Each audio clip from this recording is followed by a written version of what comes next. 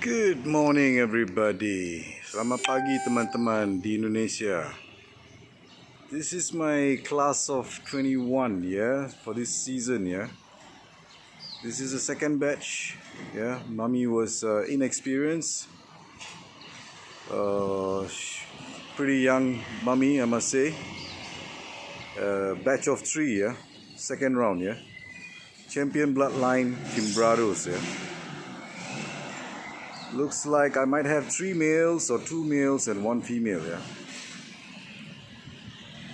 Good size, good quality.